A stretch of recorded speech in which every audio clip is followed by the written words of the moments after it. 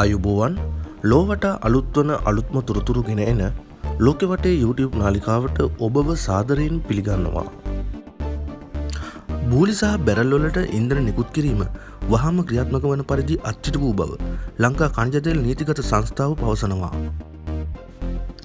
පාරිභෝගිකයන් විසින් අත්අනුමතික ලෙස බූලි සහ බැරල් වලට ඉන්ධන ලබා ගැනීම සඳහා පිරවුම්හල් වෙත ඒකරාශී වෙමින් අනවශ්‍ය තදබදයක් හා පෝලිම් ඇති කරමින් කටයුතු කරන බවට වාර්තා වී ඇති හේයින් මෙම පියවර ගත් බව තෙල් සංස්ථාව පෙන්වා දෙනවා.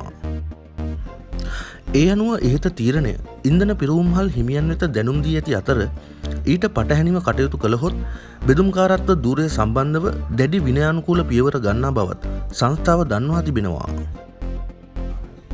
ලංකා ඛනිජ තෙල් නීතිගත සංස්ථාව තවදුරටත් පෙන්වා දෙන්නේ සංස්ථාව සතු ප්‍රමාණවත් ඉන්ධන සංචිත තිබියදී පාරිභෝගිකයන් විසින් අනියත බියක් ඇති කරගෙන මෙලෙස කටයුතු කරන බවට පෙනී යන බැවින් වහාම ක්‍රියාත්මක වන පරිදි බූලි හා බැරල් වලට ඉන්ධන නිකුත් කිරීම තහනම් කර ඇති බවයි.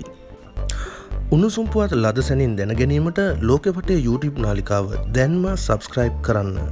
ඔබ සැමට සුබ දවසක්.